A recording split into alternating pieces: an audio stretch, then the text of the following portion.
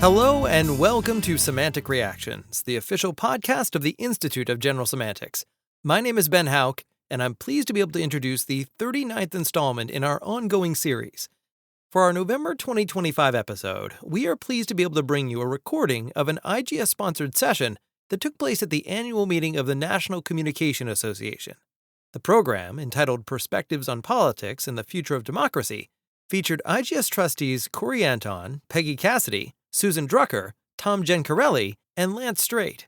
Their discussion touched on a variety of topics, including Alfred Korzybski's emphasis on science and progress, public discourse in the United States today, the role of news media in political campaigns, freedom of speech and the problem of hate speech, the rise of authoritarianism, and the relationship between technology and politics. Let's hear what they have to say. Well, welcome to you all. Good to see everyone here.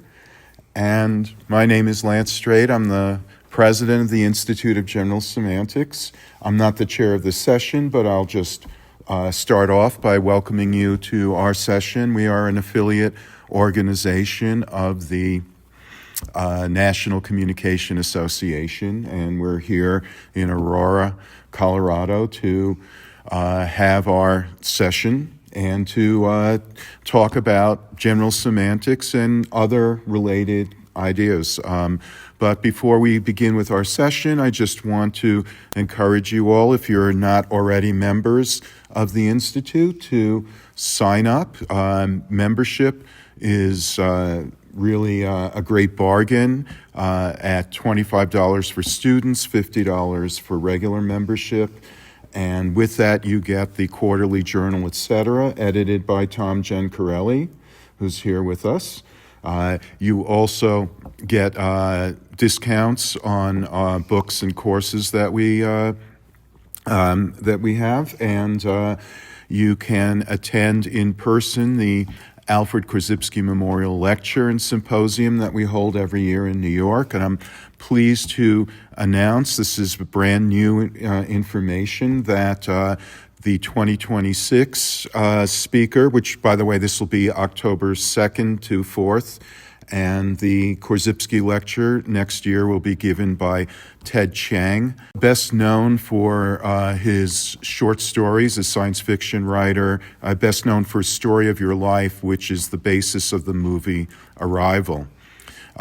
So that's going to be really exciting, and with your membership you get to attend. There's a dinner. All of that comes from being a member. So anyway, welcome to our session. The chair of this session is Thom Gencarelli, so I'm going to turn it over to him. Okay, so welcome everyone. The panel that we're doing, I actually should give you the exact title of our panel, is Perspectives on Politics and the Future of Democracy. One of the hallmarks of the general semantics tradition is to ask the question, what is going on? I like to do a little extended version of what is going on that I call wee wog, which is where is what is going on going? But with respect to our political economic culture in the year 2025, I think there are very few greater concerns that we all have than the state of democracy in the United States, the future prospects for this great experiment where, Benjamin Franklin responded to a woman who asked, do we have a republic? And he said, yes, if we can keep it, right? We're testing that out at the contemporary moment, pretty much, I guess, for the last 9 years. And so, one of the things that I do want to announce is that Corey, Anton, and I just are about to, this coming week, put out an anthology on general semantics and politics, which is a group of general semanticists, including people on this panel, who I will introduce in a second, trying to offer a general semantics take on what is going on with the idea that we might be of help, I don't know if ever we will, but we certainly, all of the contributors to this book, right, just called General Semantics and Politics, we've all tried to do our best to put a frame on what we think about what is going on and what to do about it. So the panelists, I guess I'll do this in alphabetical order, besides Lance himself, who introduced himself. First off, we have Corey Anton from Grand Valley State University, and again, my co-editor on the General Semantics and Politics anthology with his own chapter. Peggy Cassidy, who is the president of the New York Society for General Semantics. Yay. Who also throws events at the Players Club in New York. And Susan Drucker, who, with the late, great Gary Gumpert, also has a chapter in our book, which is the last thing that Gary actually typed fingers on his keyboard to write. I know that you're going to, continue to rewrite and redevelop other things that you did with him, but we're very proud that his last work is in this book. So I guess, to start the proceedings off is to throw out the question to the panelists with respect to the current state of democracy in the United States and the world. What is going on? I guess I'm going to riff a little bit into some of the ideas that I talk about in my chapter, which is I'm concerned with what's called the superabundance, and this comes from Korzybski's notion of time binding, where he's talking about a particular kind of wealth, which he differentiates as potential use values and kinetic use values. And very simply stated, it's that humanity is marked by wealth, that other organisms don't have wealth in the way humans do. But what I mean by wealth isn't just property or things. It's not just the fact of ownership. It has to do with knowledge, procedures, techniques, maneuvers, all of those things that can be replicated and reenacted. And the kind of superabundance that we're in right now is it's a blessing and a curse. And I think in some way you can see like the seeds of superabundance, they get planted all the way back in things like the alphabet and the clock and the printing press and the development of the steam power. Once electricity hits, now you're in a completely different world. We're in a world that's post-electricity. And the post-electricity means that people are now used to ease and comfort and convenience, and they're used to a loss of friction, and that's created a lot of different dynamics. Like if you would take, and I've talked about this in other places, if you had a time machine and a camera and you were to just take photographs of people's hands over a 200-year period, I think you'd see how hands have changed from the loss of friction. That hands used to be thick and gnarled and weathered, and you were missing a digit or maybe two, and now people push buttons for a living, and they move information. And in the same way that their hands aren't weathered, they've become thin-skinned. And so, I think some of the sensitivity that is going on, it's because of there's an elevated expectation of the world to be easy or solvable at the push of a button. And I think that creates its own internal friction for people to struggle with. So, I don't want to take too much time over it, but I think part of the challenge would be to address the radical changes that have happened in the society from communication technologies, because these are where potential use values and kinetic use values are most potently conveyed. And things like Wikipedia, things like just the internet itself, to try to get at how much wealth is there. It's really hard to get at. And maybe I'll end with this. I think everyone wants to say something like there's an increasing gap between the haves and the have-nots, and there's this real concern about inequality. It's true. It's more and more. You get the billionaire, going to have our first trillionaire, and yet the baseline of the have-nots is higher and higher than it ever was. It's hard to try to imagine what life was like before electricity. So, can I ask a quick question? Yeah. Because you said that superabundance has its benefits and its costs. Yes. What are its benefits? The benefits are all of us, you don't want to live before germ theory. How many people, right now we call it a blackout when the power goes out. I mean, when the power goes out, it's all, like, we were at a party last night and somebody just hit the lights out and it was causing pandemonium, just the lights going out. So, I mean, we have all habituated to the kinds of ease and comforts and conveniences, the pace of life. I mean, a different way to say it is when throwaway culture started to happen, we were already at the beginning stages of superabundance. Like, how else explain? Like, in relationships are throwaway. So, I mean, I think those are some obvious disadvantages, but I think the advantages are things like, surgery, modern medicine. And all these they're techniques. Mm-hmm. Like we've learned how to, heat our homes at the push of a button. I think it's hard for people to understand how much wood chopping went on. I mean, you're trying to keep your house warm throughout most of mentioned, How much work, yeah. Yeah, I mean, I think a lot of people enjoy their comfort and their ease and their conveniences. You mentioned, without mentioning his name, Elon Musk, who'll, be possibly the first trillionaire. And I always think, when I think of superabundance, of all of these tech bros, like, for instance, Jeff Bezos. And I've always wondered, Jeff Bezos bought the Washington Post. And I've never been able to find any explanation for why he did that. I thought, this is great. You've got a billionaire deep pockets. The newspaper does not have to make a profit. He can cover it. And so and of course, the denouement of this was in the last election cycle, where he said to the editor-in-chief, we're not going to endorse a candidate for president. And so suddenly I said, this is not good. This is kind of creepy. This is not what I was hoping would be the reason he took over the Washington Post. But, again, that to me was a benefit, right? Yeah. Someone else? Yeah. When you ask what's going on, I guess my answer would be nothing all that good. There's not a lot of good news out there. I think, and even the title of this session, The Future of Democracy, I find sobering and somewhat depressing, because I think that the future of democracy is, at least here, is uncertain. Under the heading of, if it's not one thing, it's another, I think there are a lot of challenges right now, and what's going on is, the rise of authoritarian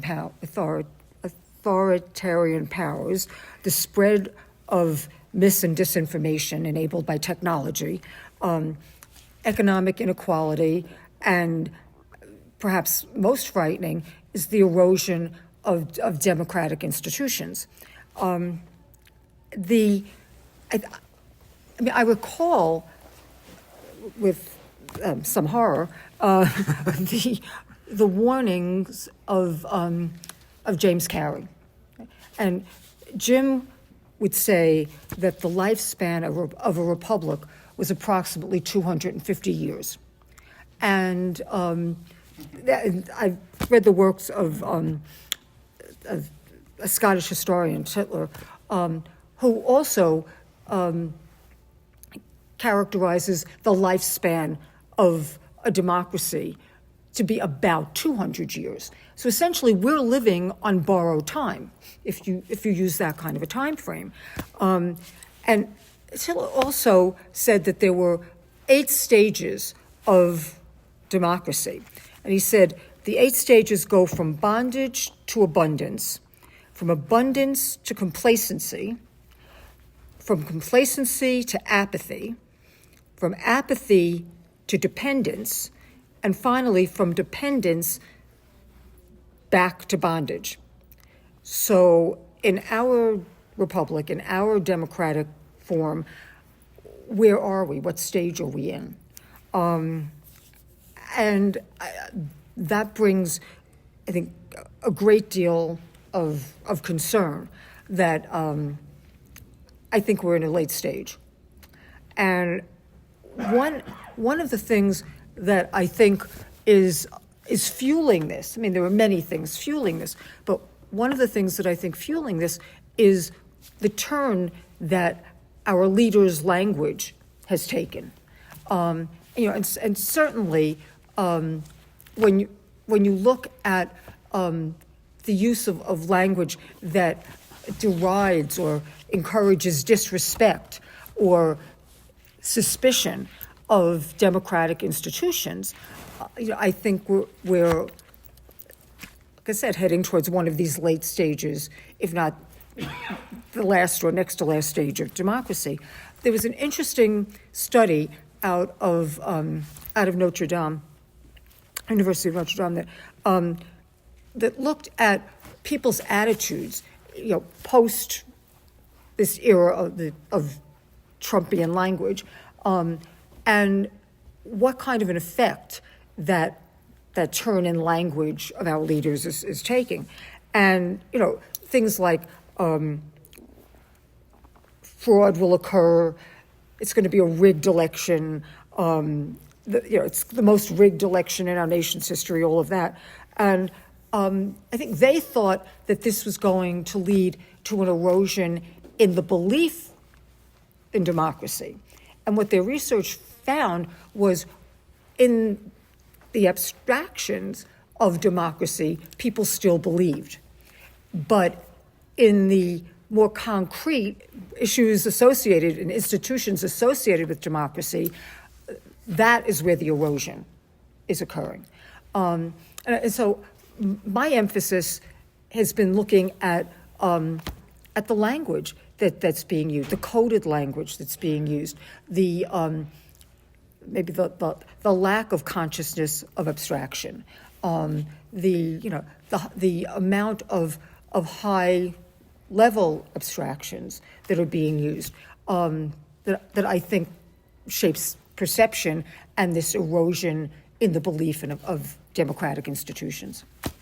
We kind of went out. We out of order there. Would you like to jump in as we do the Completely alphabetical order sideways? Fine. No, that's fine. And actually, maybe this is a good point for me to throw in what I was thinking about talking about today, because there is so much that's so depressing, frightening, terrifying, horrifying, discouraging.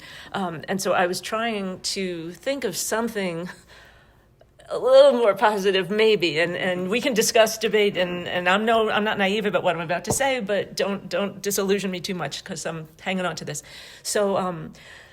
So thinking about what is going on and what's something that I think as general semanticists it's worth pointing out and watching, because I'm a little hopeful that something might come of this, is with general semantics, I like to think about different symbolic forms, right? We express ourselves in language, but we have other ways of expressing what we feel.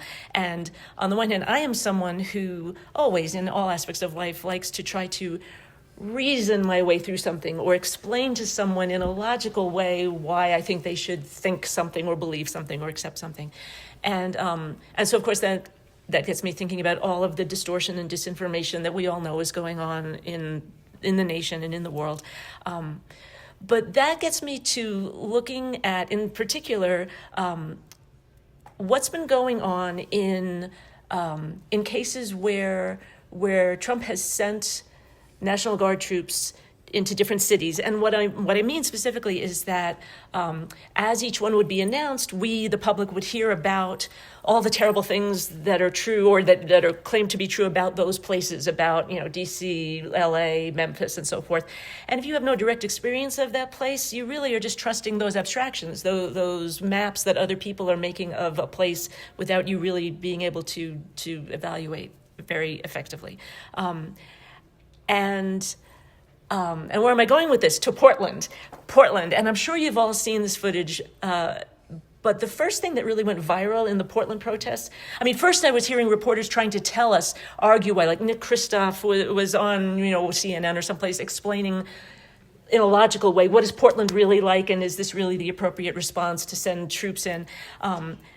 And I'm not sure that meant much to anybody, but we all saw the footage of the frog, right? This is where I'm going. The guy in the inflatable frog costume. And I don't want to make light of the fact that he was tear gassed ultimately, but he is okay and he has done interviews.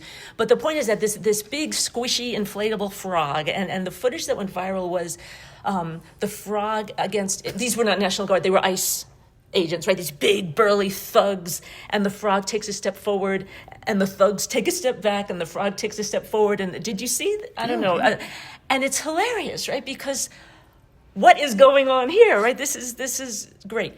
And but then all these other inflatable characters started showing up in Portland. A group called Operation Inflation started to provide these costumes. Unicorns and pigs and pandas and dinosaurs. And then came the No Kings protests, where that form of what some people call strategic frivolity or laughtivism was used all over the nation. And in some ways, this is part of what we see also on late night television, and Gavin Newsom is doing this, right? That kind of just humor, in a sense, or comedy, or not a logical argument, but just back to the inflatable characters, these big, squishy, funny things against the solid, bulky, hard aggressors, right? It's a great addition to nonviolent protests to demonstrate the illegitimacy of the aggressor, right? When the protester is so non-threatening, and I don't know if this will crack a little bit or wake some people up a little bit, but sometimes when something is funny, it I don't know, does it calm down the tension a little bit for a moment so that you maybe think about what is this protester here for? Like, what do they stand? What does this frog stand for? What is this panda here for? And I don't know, will that change anybody's mind? I have no idea, but I think it could be an interesting thing to watch. The first wave in Portland, and I'm trying to remember what year it was it right after COVID, of the supposed organized Antifa folks, right? They're organized anti-fascists.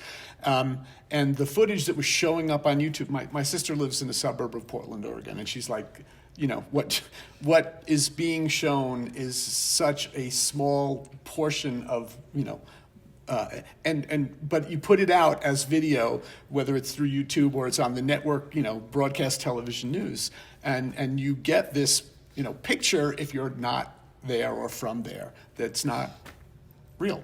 It's immediate reality, as we know.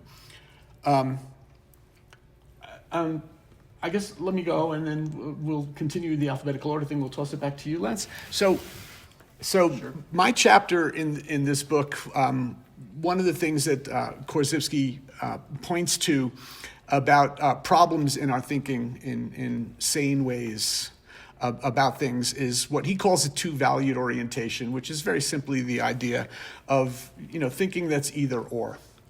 Thinking that's this or that, thinking that's black and white, thinking that is about the polar opposites, right? What do we do on talk television? We get two people who are on completely opposite sides of an issue because they're going to yell at each other, and it's going to make really, exciting talking heads. Otherwise, it's just people like us, right? And that's not good television.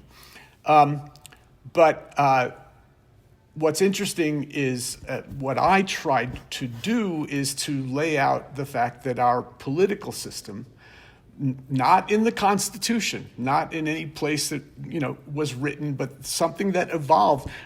We evolved a two-party system. Now, European democracies, Western European democracies are parliamentary, right? And you have the parties that represent, pillars within a particular nation state, a particular society, who all line up and then get into groups together based upon how they're, voted in with an election and create these allegiances and alliances to do things. And that's a democratic model that can be all kinds of messy and problematic. But what we've got is a system that suggests to citizens who are not necessarily informed, not necessarily engaged, not necessarily politically astute and active, that it doesn't matter because you just pick a side. And, if my father is a Republican, I become a Republican. Or if my father's a Republican, I become a Democrat because my father's a Republican. And it's all about, I don't have to think, I don't even have to know the party's platform. The party's platform doesn't even necessarily mean anything anymore.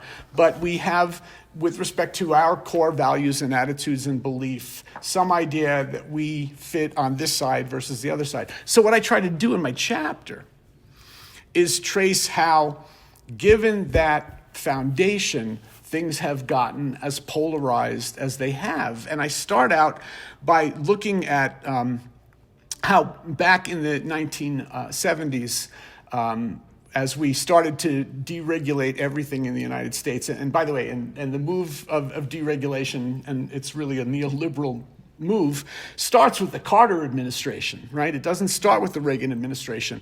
But we start to deregulate all businesses, and of course, as people who are interested in the media, I'm paying a great amount of attention to that. And so we repealed what was called the Fairness Doctrine.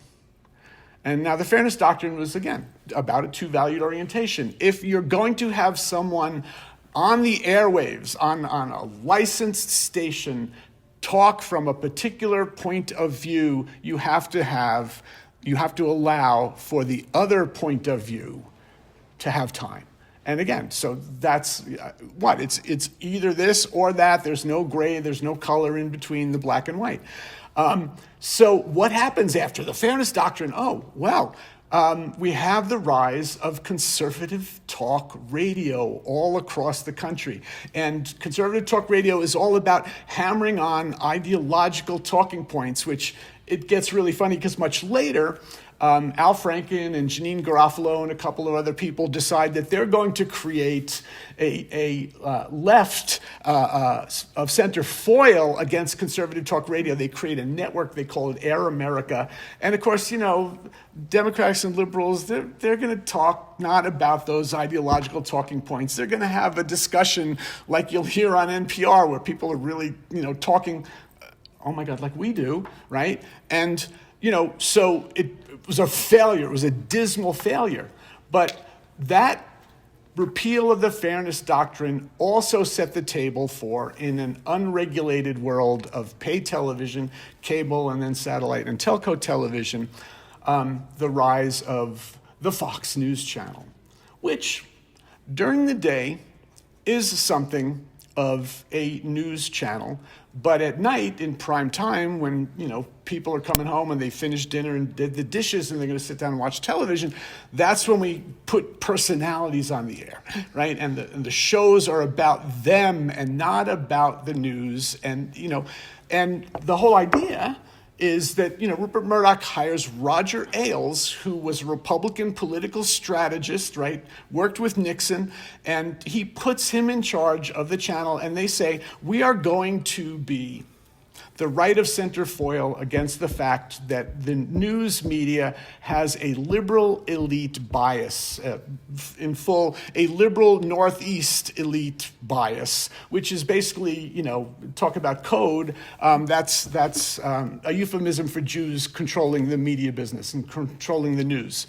And so they come along and they say, fair and balanced, right? That we report, you decide. And of course, these are really interesting slogans.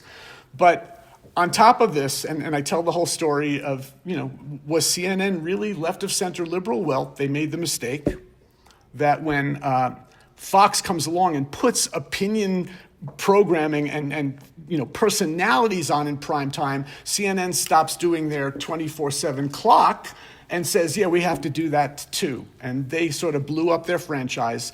But then this other entity, MSNBC, comes along, right? And I always tell my students, what MS, now it's MS Now. Yeah. And I still can't believe they kept the MS because Microsoft left the building in like 2005. I think they're like, we don't, the convergence thing's not working. But MSNBC comes, and no one's paying attention to them until a guy, and I can't remember his name, he comes in as general manager in the early part of this century, and he says, we're going to be the real left of center foil to Fox News. And now you've got people saying, oh, the news media are biased toward Republican, conservative, right of center, or Democratic, liberal, left of center. And we say this because over 3/4 of people, Pew Research still proves this out, over 3/4 of people in the United States get most, if not all, of their news from television. And that now includes videos on, the internet and the World Wide Web and social media, right? But the important shift then happens in the early part of this century when we add social media into the equation. And I've been talking enough, but that sort of ups the ante in that we all, as given the definition of social media as based in user-generated content, we all think we suddenly have a platform. We all think that when we're talking and posting and saying that it matters, and that's a form of political action. And it's not, but it has hyper-intensified polarization in ways that, again, I've talked enough, but we can talk about it more later. Going back, and in some ways going back to what Corey started out with, when we go back to what Alfred Korzybski was talking about, I mean, he's really looking at the Enlightenment. And that seems almost quaint these days, but, the Enlightenment brings with it rationality and a belief in science and progress. We talk about general semantics being non-Aristotelian, so it's rationality, but it's rooted in empiricism rather than pure logic. So, scientific method and empiricism, is the basis of it. So, for Korzybski, coming at this in the early 20th century, that was a given. No one's really questioning that, we're riding the wave of the Enlightenment. Later on, that kind of gets lost, and I think of Neil Postman's last book, Building a Bridge to the 18th Century, which was also about trying to go back to the Enlightenment. And a lot of, there's amazing how many stupid people there are out there. I mean, among intellectuals, people who basically react to the title without even reading, apparently, the first few pages and say, who wants to go back to the 18th century? It was slavery back then and all these terrible things, right? Where what Postman is saying is he's not saying we want to go back to the 18th century. It's just that we want to bring into the 21st century, because this book was published, I think, in 1999. We want to bring with us what was so valuable about the 18th century, and again, it's the idea of the Enlightenment. And the two pillars are science and democracy.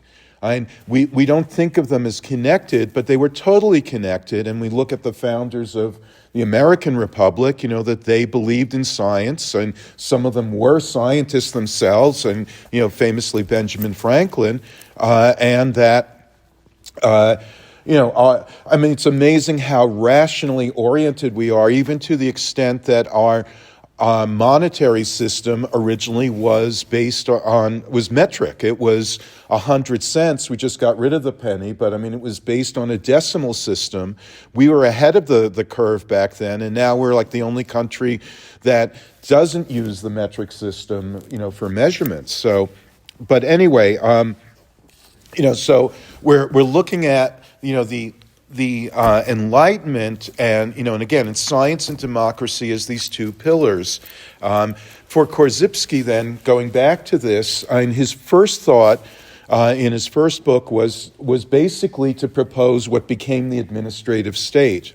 That is, he's saying that we need government departments to be set up with experts who actually know about the facts of what's going on, and then can advise, the elected officials on what would be the best course of action.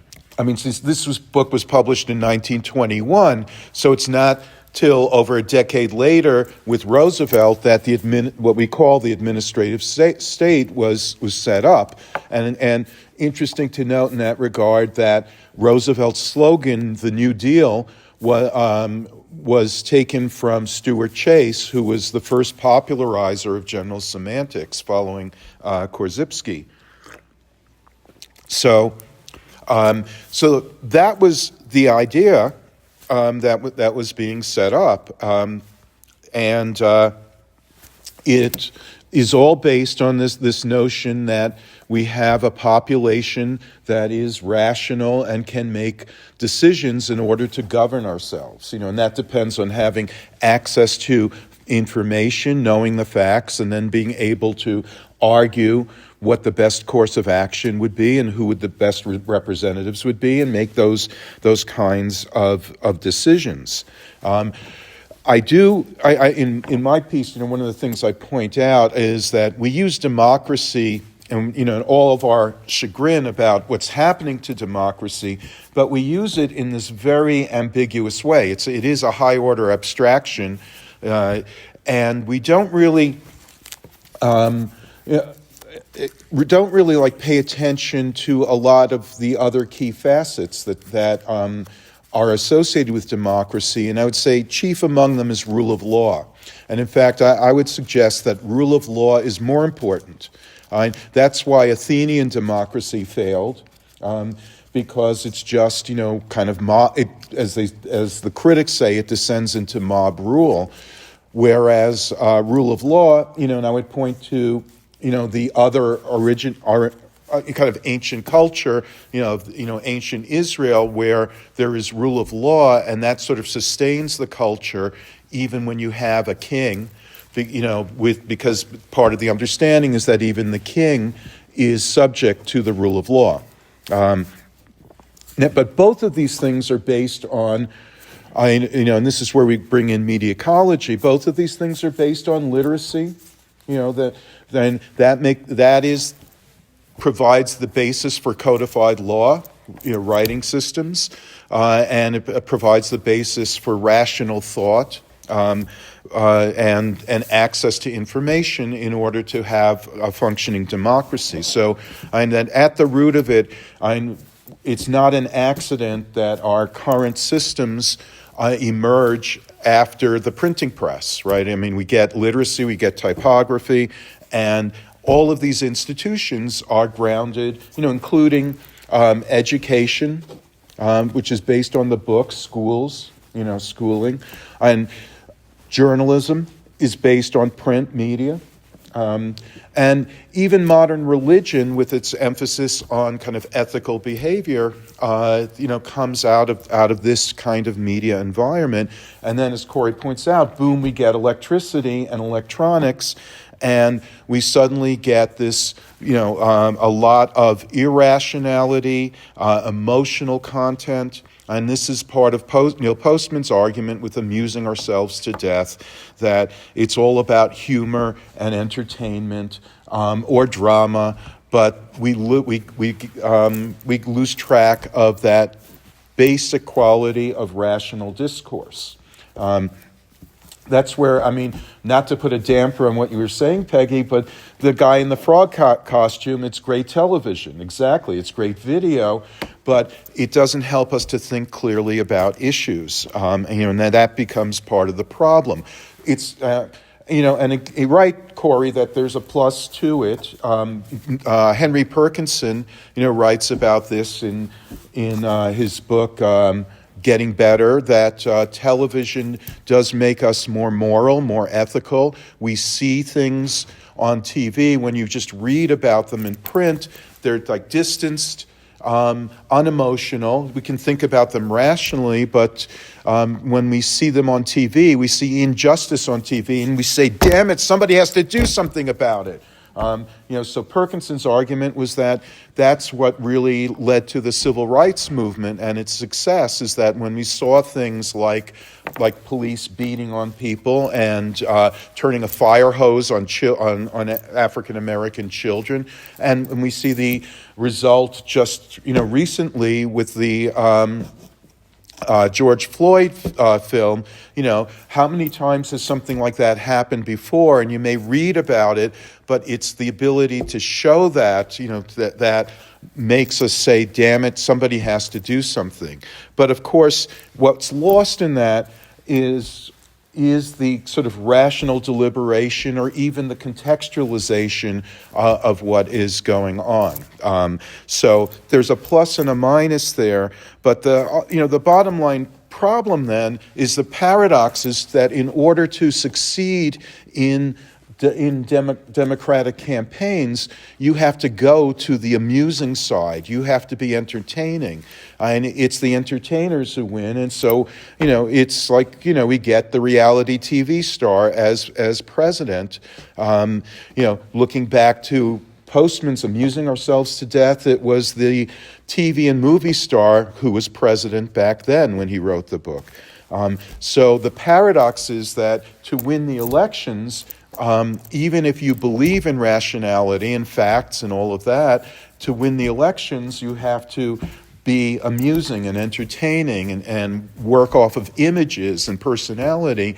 And so the larger effect is to reinforce everything that's going wrong and everything that's working against democracy. And what we see then, I think in the end, what we're coming to see is that it doesn't work. It just doesn't work. We had the IGS, the Institute, sponsored a film screening in New York at the Players last month. It's a new documentary called Digital Tsunami. It's all about how much all of these technologies are affecting us. It had a lot of folks, some former Alfred Korzybski Memorial lecturers, including Sherry Turkle and Doug Rushkoff was there. And of course telephones go off, and that's part of the discontinuity we all experience. Anyway, I was in it as well, and they had me say a few things about the clips they used for me. I mean, some of it basically said, this is where we're heading, that democracy is not compatible with this media environment that we're in. Probably the standout star in the film was Zephyr Teachout, the law professor who's written on this on democracy and also run for office in New York a number of times. And afterwards, we were talking, and she asked if I wasn't being a technological determinist, which us media ecology folk tend to get. And I tried to explain how this isn't determined. It's not a cause and effect kind of thing, but you can see that this is coming. So what are we experiencing? That democracy just doesn't work. That the foundation, the semantic environment, the media environment for democracy has been drastically eroded by these technologies. So what's going to happen? We need something new, right? Well, we have it. AI. Welcome to the new world. We had a wonderful Alfred Korzybski Memorial Lecture just this past October with Tristan Harris. And he's trying to be moderate about it. His talk was towards a humane AI future. And it's very critical of what AI is the way AI is being rolled out right now. But he's not anti-AI. But and by the way, next year's Korzybski lecture, Ted Cheng is going to talk about AI too, and it's the thing we have to grapple with, not the least because it's about language, and that's what makes us rely on it. And you probably have heard. I mean, we could laugh about the country of Albania. But they have an AI minister now. The name is Diela. And it's basically the first move, the first formal move towards government by AI, which is, there's even a name for it, algocracy, like algorithm, algocracy. Because the other side of things is what Jacques Ellul talks about, that in a technological society, the only thing that counts is efficiency. If you're not efficient, it gets replaced by something more efficient. Obviously, democracy is very inefficient. AI is the obvious solution. It does speak towards what Korzybski was looking for as, kind of an AI version of administrative state. The problem, and this came out in a lot of the symposium work we were doing after the AKML this year, that AIs aren't necessarily rational in a human sense, or certainly not empirical, and they're not really using language to make judgment. They're using calculation. I actually go back to Henry Perkinson and another of his books, No Safety in Numbers, that calculation doesn't take us to judgment. You you can come up with a formula for acceptable losses in a nuclear exchange, but that doesn't, that just doesn't work on a human scale. So, but if I had to, put my bet down, and now you can bet on everything, right? I mean, that's part of the new algocracy too. Right? So I would bet on this is where we're headed, right? In other words, the electronic media like television, like social media, are creating irrationality, making democracy essentially impossible. And then we have the solution here, AI as a kind of hyper-rationality that will replace it. So fortunately, some of us won't live too long to see the worst of it. Some of you, though, I wish you the best of luck with what's coming. I mean, I would love you want to get. I just want to ask one question about I want to follow the minister of AI in Albania is actually AI, or it's a human being who is minister? It's an AI. That's like Sophia is now a citizen of Saudi Arabia. Right. Sophia the robot. Oh, great. Okay. Not a citizen, but a minister. And there's some question about whether a non-human can be a minister. Right. It's not a citizen, but just give it time, because we're very loose about what we call a person. Legally, corporations are persons. They don't vote yet. Well, They do in a way. Yeah. So an AI, why not?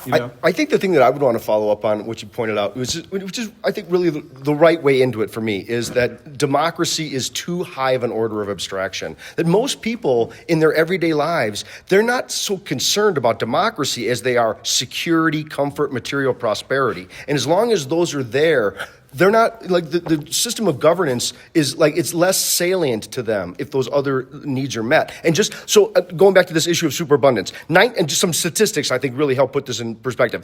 1850, 60% of the U.S. people lived on farms. By 1900, it was 40%. Today, it's between 1% and 2%. 1925, just 100 years ago, 50% of the homes had electricity in them. By 1945, just 20 years later, it was 85%. By 1960, it was nearly all homes. And so, like, those conditions they've really changed us, like, in ways that we can't imagine. And so I'm a little bit reluctant too to even point to democracy with Enlightenment, because those folks, they were appealing to the Greek city-states and the ancient notions of democracy that were, Greece, with all of its different sort of diverse practices, different tribal lives there, they needed to band together in certain ways in order to have, like, something like a democracy in the ancient world. The demos was back, in ancient Greece, where they were banding together strategically to stave off marauders. And again, so this issue of security, I think, is really very important there. And I would just I'll end with following up on Peggy's point, which I think there is. It's wonderful, this issue. I mean, I think the optimism that you're saying is partly right. I don't think that we're evolutionarily geared in to recognize how right the world is. I mean, I think we're really geared in to recognize what's wrong. Like, it's hard to appreciate how much, like, none of us, I think, want to go back 200 years. You don't want to live in the life that was 200 years ago, especially before germ theory. But the thing that I would say is, what's so fascinating is, again, this notion of kinetic use values. I mean, look at how social media, as much as I'm very, kind of anti it, I don't have any of this kind of stuff, but look at how social media has been utterly instrumental in organizing protests. I mean, people are able to do this sort of collective, not to give the Arab Spring argument like it's going to bring democracy, but I think there is a kind of organizing potential in these flat rhizomatic kind of networks that is very difficult to squash down from an authoritarian. So there are some intractable difficulties that are being laid in for any incumbent authoritarian regime. But part of the problem is that while it's got the potential to help organize and enrich opportunities for protest, you also, on the flip side, have the powers that be demonizing and criminalizing the idea of protest. So when you have protesters being called thugs, criminals, bloodthirsty looters. When you have a redefinition of a protester into an insurrectionist, when you have a dissent by elected officials being redefined as sedition, even with the possibilities that social media affords and other technologies afford for organizing, we have this counterbalance where language is being used to squash that, and in very dangerous ways, I think. And in a way, that was what our chapter was about in the book, where we talked about the notion of insurrection, and we talked about the issue of advocacy of violence, and how under the Brandenburg test, whether advocacy of protests that on January 6th was actually insurrection, or a call for insurrection, a call for violence that could be punishable by the government. So, I mean, at the heart of our chapter was this concept of the manipulation of legal terms that have significant legal consequences for things like sedition and insurrection. I mean, in terms of the protests now, if you call something, and that's what the Trump administration is starting to do, if you call something an insurrection rather than a protest, then what the government can do in terms of militarizing a city, of bringing military force against, or the National Guard against their own citizens, changes. There was an 1878 act that forbids turning the military against American citizens. And the exception to that is insurrection. So when you start hearing that language of insurrection being used, whether it's by Donald Trump or Stephen Miller or any of his merry men and women, that's dangerous from a legal perspective. That's got serious consequences. Yes, so when you point to the reframing of things through choice of words, and you also earlier talked about sort of the coarseness of the language, I think we also have to talk about the fact that in the current moment, we've got people who have come out from under their rocks and feel free to express their hatred, and who are able to talk about the other in ways that, we moved toward. And I don't know if this is part of rationality, or it's part of, Lance, what you were saying about the electronic, where we realized in the 1960s, during the anti-war movement, during the civil rights movement, during the first wave feminism, women's liberation movement, right, the beginning of gay rights, all of that. I think it was at that point that we really started to be careful about these expressions of hatred and racism and othering and things like that. And, so we just had this past week, for the folks who are listening at home to the podcast, the Coast Guard, right, a branch of the military under Pete Hegseth, saying that a swastika and a noose is no longer going to be considered hate speech. Of course, it took 2 days for them to reverse course and take it back, thank goodness. But, how can we... So sorry, I thought it was off. How can we not talk about the rise of hate speech, specifically also as part of the ways in which language in public discourse has changed? And even not just hate speech, but I'm just remembering a case about a year ago where a family member who does not have a lot of familiarity with New York, someone who lives in Texas, reached out to me when relatives of hers were coming to New York, and she was concerned about what she called the riots in Times Square.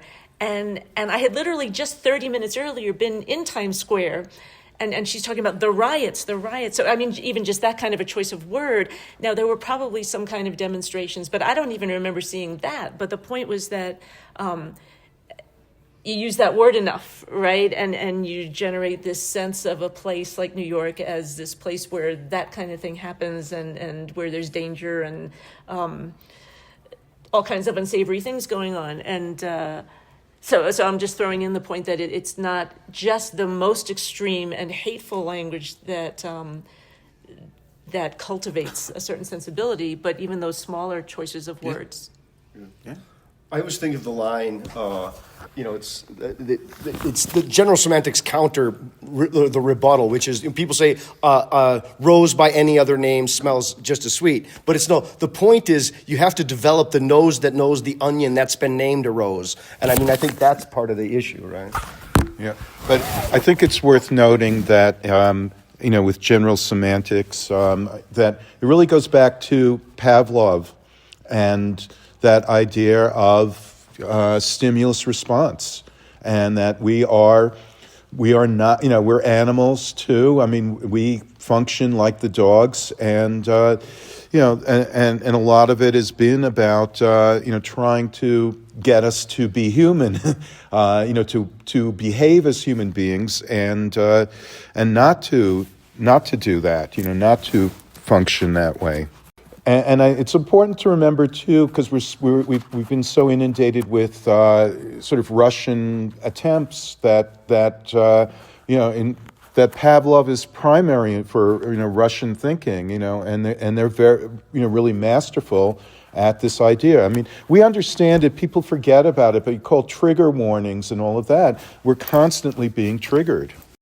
We're just, when you talk about hate speech or all of these things, it's all about triggering these emotional reactions. But the legal system protects hate speech. So you've got this anomaly that on one hand, we want to protect freedom of expression. On the other hand, there are negative consequences. And hate speech is protected by the Constitution. There are lots of countries around the world that have all sorts of anti-hate speech laws. We can't constitutionally. And yes, Virginia, there is still a constitution. I mean, I think some of it is just, it's the scale and the scope that these new technologies have introduced. I mean, if some person were to espouse their hate verbally, you could, maybe 200 people could hear it. Once you could, distribute it through a pamphlet or through a book, you get a wider audience. Once you can push a button and reach millions, now there's like a super predation, there's a super distribution of this hate speech. And so it seems like it's more pervasive and saturating just because of the technologies make it so. One of the other, I think, kind of legal issues about the media environment right now is the capitulation of so many media outlets to Donald Trump's suits or threats. And so whether it's CNN or ABC or CBS or Wall Street Journal and the New York Times standing up to him, the threat of a defamation suit, of a suit based on language, has really undermined the independence of these legacy media outlets. And right now, the venerable BBC is being threatened with $1 billion lawsuit, and Donald Trump not only threatening the lawsuit, but saying that he feels it's its duty to hold them to account. I mean, so the use of language as a basis for a suit that can change the independence of the press, I think, is also a danger to democracy. Well, you've used the term legacy media, and I deal with this all the time with 18 and 19-year-olds, right? Grandpa media. Every semester, at the beginning of the semester, I have the students do a check, see if they can find out how many unique websites there are on the World Wide Web. So at the beginning of this fall semester, and we also have a talk about what's the credibility of the site from which you're finding this number, this data. But at the beginning of this semester, it was 1.09 billion operating websites. Now, it probably has changed already because some of them have fallen by the wayside, some of them have arisen in this time. But in that ecosystem, if I can use that word, how much is going on that is completely off our radar, that is conspiratorial and hateful, and the places where people go not to get information, but to get stuff that is supportive of their worldview, that is contributing to all of this overarching problem. We only have a couple of minutes left in our panel time here. Do we want to try to do questions from our audience as part of? Would you like to be in our podcast, audience? Do you have questions that you'd like to ask? Hi, I'm Mary Call from Penn State, retired. Authoritarianism. I've never been accused of being a globalist, but as I listened to at least a portion of the presentations this morning, it strikes me that we are not the only country that is enduring the rise of authoritarianism. In fact, it's happening globally. And I wanted to introduce that idea of what you were talking about, Sue, the power to define and the power to redefine, and just mention in passing, it's happening globally. And I think that as media ecologists, that's something that you should take on as well. Evgeny Morozov's book, The Net Delusion, I think that's a very helpful book in that when the net came, and it was largely under Clinton and Obama, they imagined that the internet was going to be democracy itself. And that what he shows is that the three pillars of totalitarianism and authoritarian regimes are surveillance, propaganda, and censorship. And the early arguments was that how would you ever censor? How are you ever going to, they imagined that it was going to escape all that. And what it really did is consolidated those three functions and made it much easier for dictators and authoritarian regimes to grab a hold of everyone. So, I think your comment is spot on. Yeah, there's no regulation whatsoever. Well, the internet itself it's not democracy. If anything, it's a super tool for those who want to survey, distribute propaganda, and or, exercise forms of censorship. Well, I would just say that it changes the dynamics of things so that, it's not democratic, it's not authoritarian, it's just creating a different environment with a different set of dynamics for different kinds of things to happen. So it can feed authoritarianism, it can feed organizing and protest and democratic movements as well. It just changes the way all of these things work. The speed and the scale, that's hyper-accelerationism. Yeah. That's part of it too. And I think McLuhan sort of nailed it in some ways, but missed it in some ways. When he said global village, it sounded like too unified a sort of thing. But when he talked about a kind of new kind of tribalism, that's really what we're seeing. It's not old. It's not the original tribalism, but it's something closer to tribalism, but on a very different sort of non-local kind of scale. Eric Garrett, Kane University. I really like this presentation. I want to say I really like Peggy's example, and so it reminded me of grad school. There was the Billionaires for Bush movement, so it was the fact that the oligarchies and authoritarians don't really know how to handle irony and mockery, and so just recognize how important that is. So I just remember, going into a protest and seeing, we're this for Bush, and then trying to see a right wingers this is what we mean, and then sort of just mocking them with yeah, that's what we mean too, and that they didn't know how to handle it, so that the authoritarians don't know how to handle the sort of the mockery, the mockery or the satire, and so the importance, I guess, of that is one thing. And then the second thing, which I was thinking about in terms of the conversation, I think maybe when Thom was mentioning old, media, is that, one of the critiques of old media was always that it was focused on the negative. If it bleeds, it leads. And boy, how has that, been really just, gigantically just accelerated with the social media in terms of the number of people and just the proliferation of the negative. So both, more comments based on stuff all of you were saying, but just, yeah. I think part of the issue here, again, with the increased scale and scope and the rate, it's that it's not just information overload. It's information overload coupled with temporal compression, and then the difficulty is that with so much information saturating, that truth is very expensive.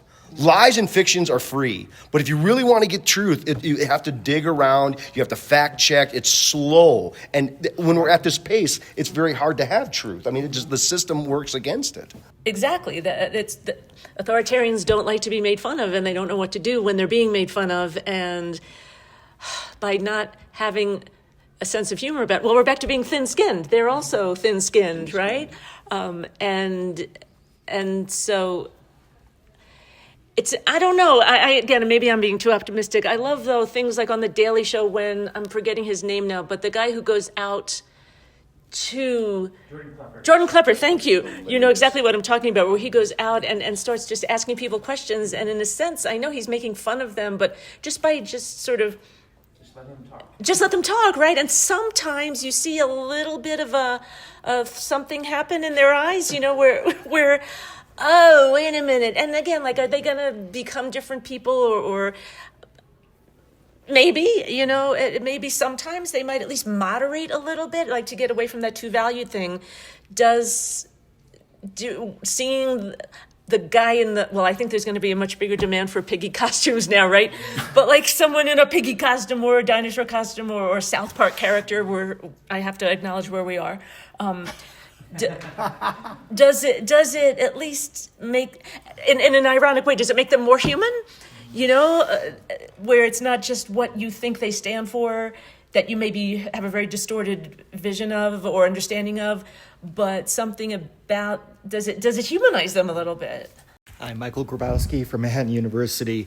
The United States has a very special form of democracy or republic. We have federalism, and it's designed to be inefficient, and it's designed to distribute powers between local entities and states and the national government and a split legislature and everything else. And that seems to conflict with the global nature of internet culture, of the electronic nervous system extended out that favors propaganda, immediate responses, knee-jerk emotional responses, the return of oral group culture instead of that individual print culture. I'm wondering, what does general semantics have to say about doing anything to preserve the inefficiencies of federalism and the preservation of reflective thoughts and individualism and local control, as opposed to the global, immediate, efficient form of authoritarianism? Well, of course, the first thing is general semantics doesn't say anything. It's not a person or a thing. But one of the key ideas is the semantic pause, just the ability to stop and reflect. And that is, that would be something that we would advocate for, as opposed to the speed and immediacy and knee-jerk reactions.